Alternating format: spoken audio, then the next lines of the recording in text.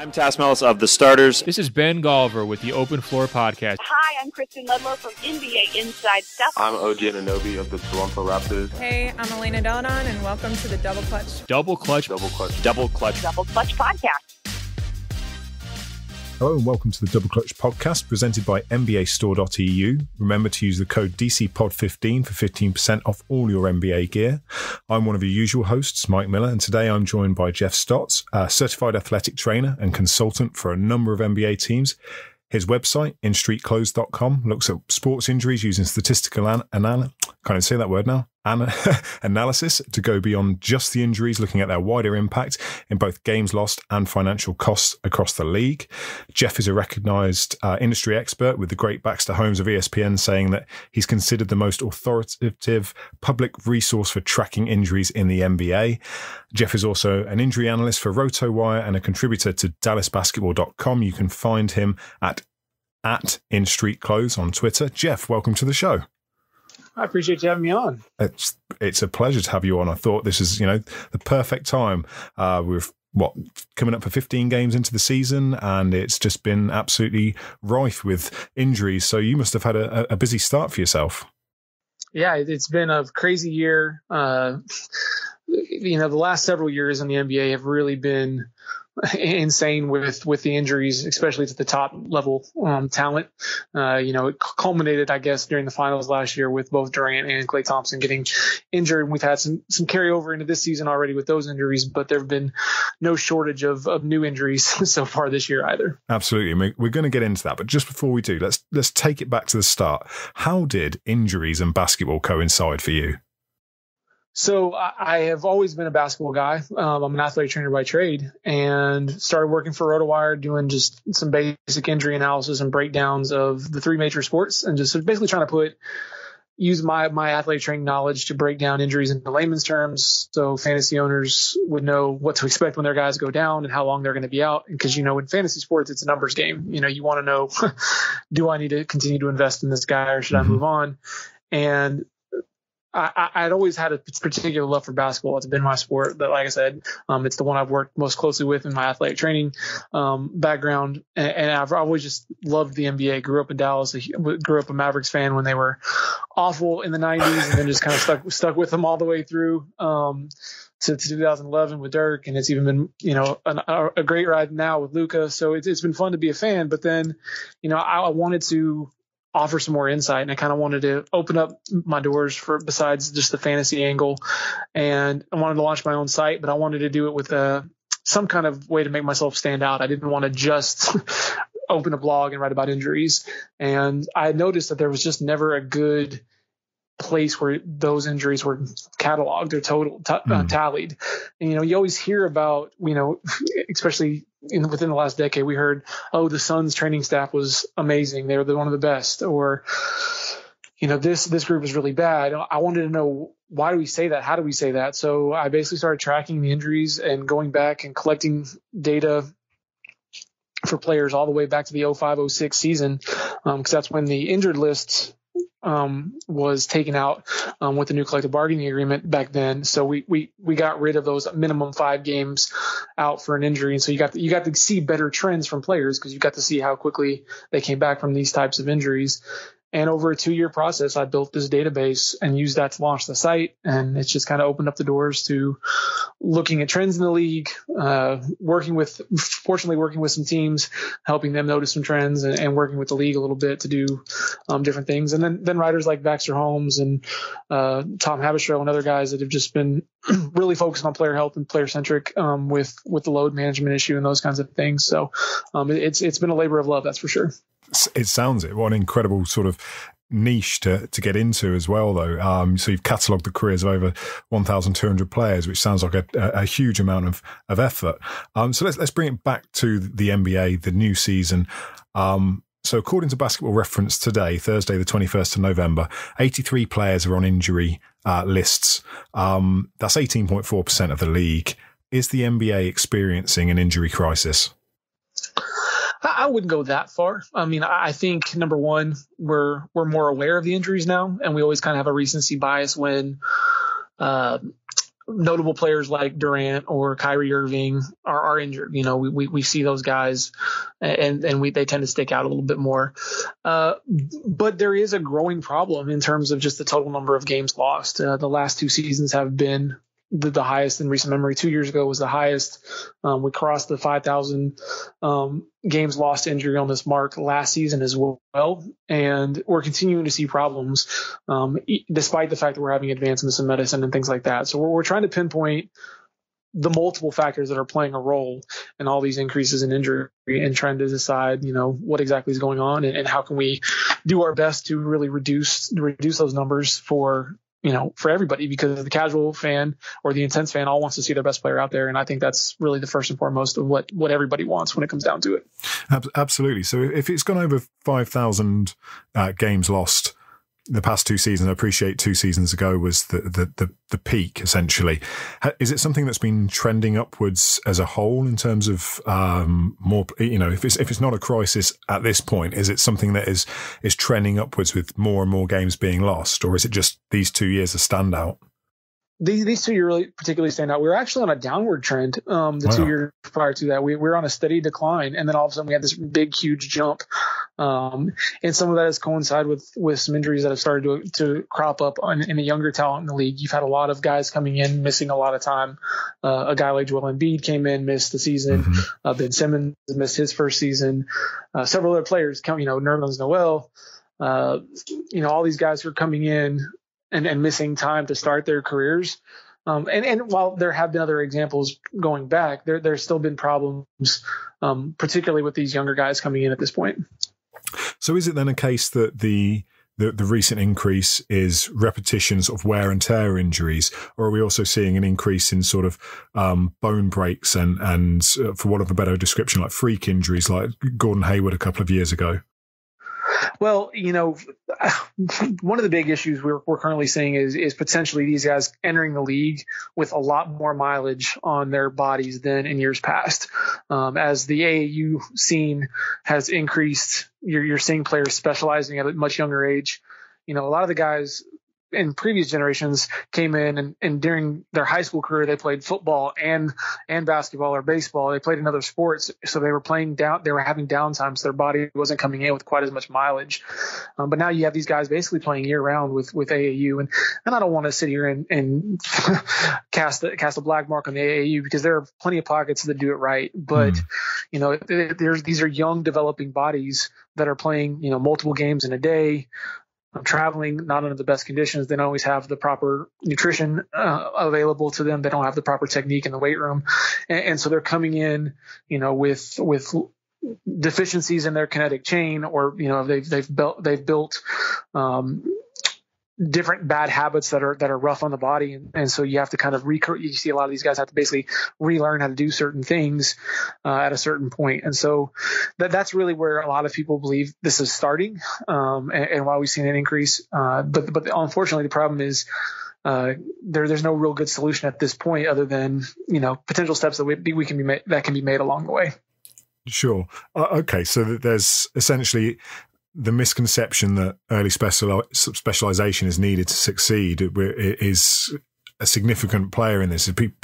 Players are going too intense too early.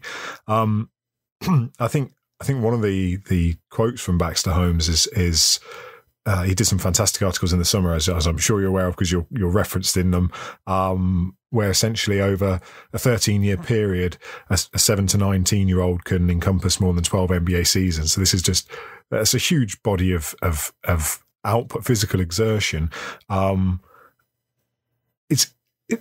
Obviously it's very difficult to change that. When you consider that an average NBA career is 4.6 seasons essentially, just beyond a rookie contract, do you think it's reasonable that there's that 12-year period of amateur play followed by on average 4 years of professional opportunity?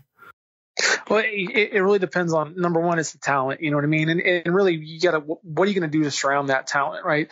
Are the people that are focused on these individuals doing it for the right reasons? Are we making sure that the talent isn't being manipulated or exploited? is it necessary for them to play this much? Now, I get that some players might be on the fringe for, Division I contracts or scholarship, and to be noticed, they've got to play more. They've got to have more exposure. But there's certain talent that doesn't need to be playing year round.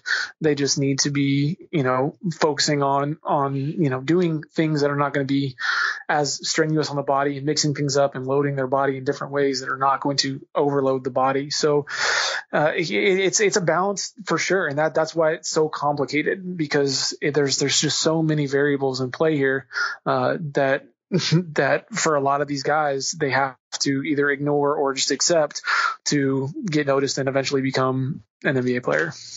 And obviously the prevention for that the NBA franchises are trying to implement is the buzzword of the last couple of seasons, obviously highlighted by Kawhi Leonard's success, but load management.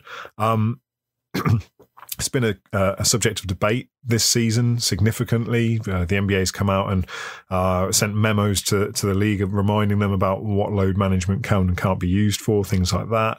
Balancing everything out, is it a good thing that load management exists?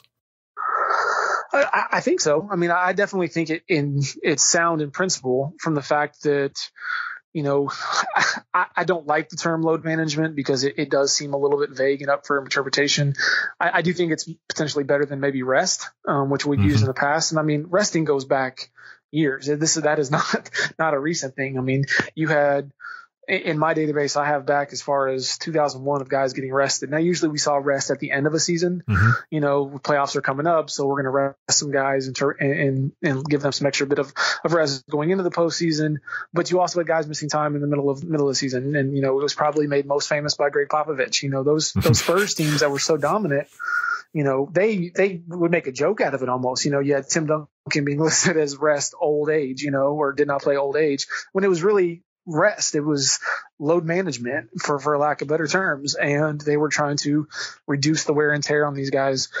And so really what load management is designed for is fatigue management.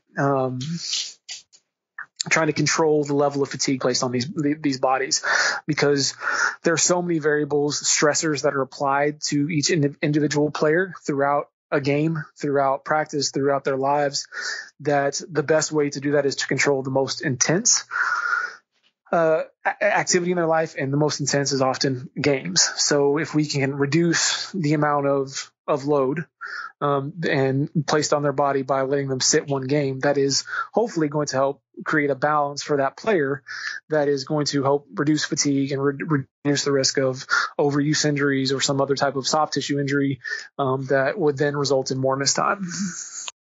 So load management then it's more than just resting. Of course, it's they take into account practices, individual workouts, recovery, flights, everything like sleep, basically any output, essentially energy expelled by an athlete. Now, without going in, breaching any of your NDAs, but with your sort of insider knowledge, what is the process for determining a player, and how do you go about setting these individual markers? Because obviously player A is significantly different in both physical makeup and body type from player B. Yeah. So, if we're going to make cookies and brownies, we're essentially going to use the same ingredients, right? We're going to use eggs and sugar and milk and flour and those kinds of things. So you've got to do the same with players. You can't treat every player the same thing. It's going to be two different things, right? You're obviously not going to trade a player like JJ Barea the same as you would a big like Joel Embiid. There's going to be a difference in the way they're managed, and it's all those variables you talked about. So you can't take a cookbook approach to their load management or their recovery. It's got to be feedback from the players. It's got to be nutrition for that particular player. It's got to be the number of reps they're getting in the game, which obviously fluctuates for some players. How are we going to simulate still to maintain their endurance, their cardio, their conditioning during the season when they're not maybe playing as much. But then you also have other variables that come into play. How many years have they been in the league? How tall are they? What are the other things? So the body has to be systematically loaded, and you've got to use all the information available, and it varies from team to team. That's at your disposal to then decide what's going to be best for that player. And you definitely want to try to include the player in that, because it's them, it's their bodies, it's their career, it's their livelihood in a lot of different ways. And so including them in the process is key, because if you can explain to them that this one game off, even though you're super competitive and want to play this team, could potentially prolong your career, that's going to make a lot of sense. And that's going to put everybody on the same page, because the ultimate goal is to have everybody playing at the right time to win. And, you're playing the short-term and long-term game with the games themselves, but also the players' overall workload. So is there much pushback from players then? Because, obviously the league and the franchises, you want players as healthy for as long as possible. You want to absolutely maximize their on-court abilities. You don't want to see injuries cutting short careers, anything like that. And at the same time, fans get frustrated having spent, hard-earned money on tickets to games, and then their favorite player not play. Is there then sort of almost like a coaxing that needs to be done? You get a lot of pushback from players who, like you say, are ultra competitive and want to be on the floor. Sure. I think that's natural. I think at any level, whether it's high school, college, professional, you tell an athlete they don't get to play, they're going to be frustrated. It's just putting things into perspective. And that's why they need to be involved in the process of the load management, for, again, lack of better terms, but start to make them understand. And you have a superstar in Kawhi Leonard that's completely bought into this, right? Like a guy that has completely said, it's going to make me feel better. It's going to help me. It's going to help me. And he's revolutionized the term load management. And so I think more guys are willing to do it now, maybe so than in the past, but that still doesn't mean that, some guys are going to be completely on board with having to sit out. But, hopefully, again, putting things into perspective will help and get them to realize that the point is to maximize everything, right? Whether that's games played, minutes played, points scored, which then leads to winning, which then can lead to endorsement deals. It all goes hand in hand in this big soup, and getting everybody to understand how it all works and see the benefits of every little thing that goes into it can be difficult, but in the long run is usually the best plan. Yeah, no, that makes a lot of sense. You sort of touched on it earlier. We're now in an era where there's been significant advances in science, better standards of training, things like that, much more analytical look at things. So we're looking at a situation where these athletes now are so finely tuned. And you mentioned there was a downtrend previously.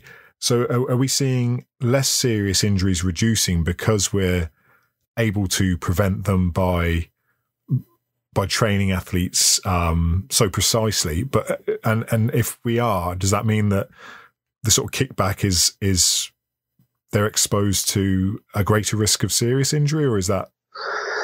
Well, it's risk mitigation. Really, you can't. You truly can't. I can't tell you do this and you're not going to get hurt. Sure. Right? If that were the case, I'd be a billionaire and solving the league's problems. We wouldn't be having this conversation. The question is, how do we mitigate our risk, and how do we reduce the potential of injuries? Whether that's, obviously the less exposures, the less chance of an injury, right? And so if a guy doesn't play, there's less chance of him to get hurt sitting on the bench. But it's the other injuries that we have to try to account for. And again, like we've said, so you can't account for freak injuries. And that's what we're seeing a lot of this season. Steph Curry had historically bad ankles, and they did a lot of training to retrain his ankles and his core strength and find a good balance there. But none of that mattered when a big guy falls on your hand and you break your hand. You can't predict or prevent those types of injuries. So I wouldn't say we're necessarily a reduction in big injuries or severe injuries, because it depends on the injury. It also depends on the timing, especially when it comes to games lost, because 2 years ago we lost Gordon Hayward and Jeremy Lin on the first game of the season, and so they both attributed 81 games lost to their respective teams.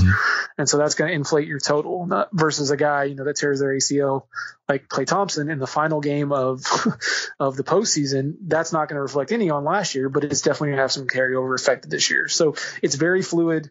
Some of the injuries we've seen have been reduced. reduced in terms of frequency a little bit, but it's still potentially too early to see if that's a true trend or just, an anomaly. But others we're seeing an increase. It seems to be a lot more Achilles tendon ruptures those seem to be on the rise the last couple seasons. So again, the sample size is small in some of these cases, and we're still monitoring these trends, and it'll be interesting to see over the next several seasons which way those go. So you mentioned sort of at the start you can't really police the AAU, and some pockets of it do well, and obviously there's other youth leagues as well. The NBA brought out guidelines for what they expect players of certain ages to be exposed to in terms of amount of on-court time and things like that. It's obviously going to be a much wider cultural thing that's not going to happen overnight, but how are there any solutions out there you can see that can be sort of taken on board relatively quickly to try and correct this? And I realise it won't have an overnight impact. We're looking at now probably 2 generations of players away for it to have an impact. Is there anything that you can sort of see? We've seen it a little bit in American baseball with the reduction of, pitch counts for younger players. With the Tommy John epidemic over here has been particularly bad amongst youth baseball players. So they've started closely monitoring and limiting how much a pitcher can pitch and how frequently he can pitch. And I think that would probably be the place to start is, how many games do we play in one tournament? Does it need to be, okay, you get this many games or appearances per week or month or whatever the case may be. Are you going to have high school coaches working with their AAU coaches to understand, the difference between the different sports and counting? And so really player tracking in terms of just sheer number of games played would potentially be a place to start. Now it can be hard because it's hard to keep up with everybody and do the different things that need to be done, but it's possible. It would just, like you said, take some time to see if those would have any true effect. Do you think the way that the NBA has sort of expanded with, we've got the BAL in Africa now as the first sort of subsidiary league, or that'll be the long-term goal. You've got the G League, obviously, NBA academies in India and China, in Australia. You've got the junior NBA, which has leagues all over the world. Do you think this is the slow burning?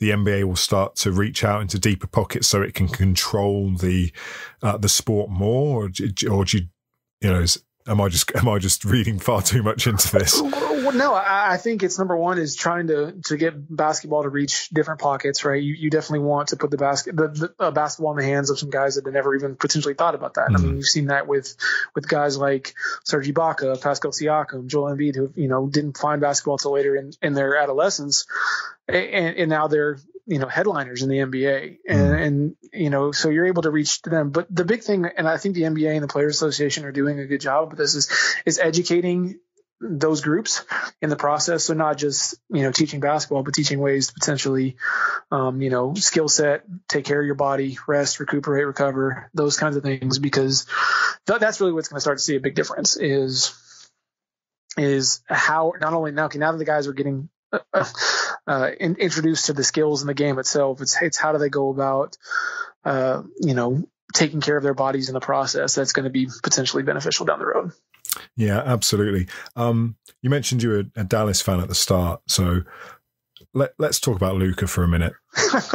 When you watch, are you still able to watch as a fan, or are you constantly analysing biomechanics or whatever it is, some sort of exertion or the way he moves? Are you still just able to just sort of revel in this greatness that we're all witnessing at the moment?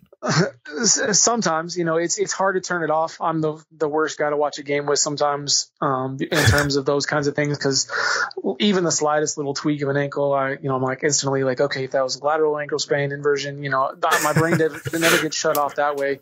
But it's definitely something I watch the game with interest, and I think that's one of the things that's been interesting to watch with Luka is coming in.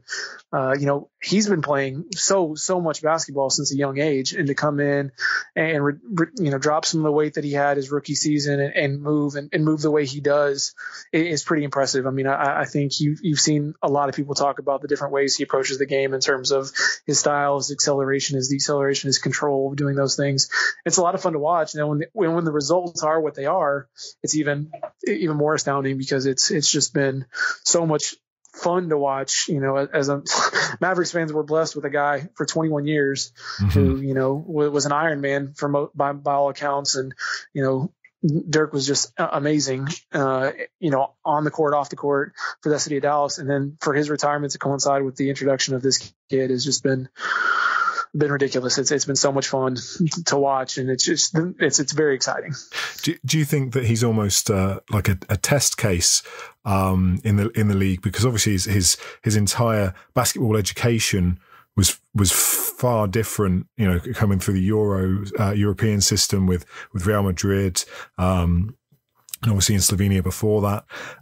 Do you think that he could be used as a case study, because he doesn't play the same way most of the league plays, in terms of he's not this, I'm acutely aware that by any normal standard he is probably a freak athlete, but by NBA standards he's not this super explosive high flyer. He's not the quickest on the court. Do you think that his all around, I'm trying to think how to phrase this, but just the way he approaches the game and the way he is physically could be a case study going forwards for how differently things could be done? I mean, obviously this is a small sample size in partway through year two. No, I get what you're saying, and I do. I think everyone is going to be paying attention potentially a little bit with more intent in some of the other prospects to come out of similar situations now. And I do think, the way in which he was brought up, it is, like you said, an interesting case study, because, he's been playing with professionals since he was 16, mm-hmm. At this extremely young age, but playing at a high level. And so, his learning curve is a little bit different than, a potentially American-born player who went through the AAU system, went to 1 year of college or potentially 2 years of college, and then made the leap to the NBA. So, it's like what I said earlier, everything needs to be taken kind of on a case-to-case study, and how do you learn from that case and apply it to other instances where it potentially help. And it might not be the whole thing, it might be just little things like, okay, this is what Luka did well and it was applicable to him, and let's try it. Okay, it didn't work for you, but this other thing he did does, so let's adopt that into our model and do whatever we can to make sure we're maximizing your talent, your playing style, your physical attributes. Is there anything about his physical movement on the court that you see that's different to anyone else, or is particularly good that you as a specialist would identify that others wouldn't? He seems to be in control of his body. You don't see a lot of, he's all these guys are tall, but how he moves seems to be pretty fluid and in control. He can accelerate and decelerate pretty quickly, given his size. But it's always in control, and that's what really makes him valuable in my opinion. I think the physical comparisons, people have compared him a little bit to Harden, which is the way he moves as well, and I think that's pretty fair comparison. Okay, final question for you, because I don't want to keep you too long. How much stock are you putting in the MVP chatter for him? It's kind of an ongoing thing with us. It's a small sample size. I think if he can continue to do this over 82 games, he definitely deserves to be in the conversation. It's hard to ignore what Giannis is doing. He won the MVP last year, and he's arguably better this season. Mm-hmm. And so I think, and then you look at a guy like LeBron who, is in year 17 for him, and he's leading the league in assists and adapted his style of play. That guy is just a chameleon. He knows how to train his body and do the things he needs to do at that moment in that game to maximize everybody on the floor. And so that's really impressive. And then you have other guys that and then in the end are going to have their own arguments. James Harden's almost averaging 40 points a game. It's just insane. The statistical numbers that these guys are putting up right now is just mind-boggling. And so I think you can make a strong case for anybody, and I think Luka, based on what's happened so far, deserves to be in that conversation. Yeah, Giannis is another one whose physiological change since entering the league as that sort of baby-faced young teen. 18, 19-year-old to what he is now, where he is just a mountain. That's an incredible turnaround. But thank you very much for your time. Thank you to everyone who's listening. If you're not already, make sure you go and follow Jeff at In Street Clothes on Twitter. Check out the website instreetclothes.com. If you're not already subscribed to us, please do. If you are not following us on Twitter or any social media platform, you can get hold of us at Double Clutch UK. Email us admin@doubleclutchuk. Thank you for listening, and I'll speak to you next time. Take care.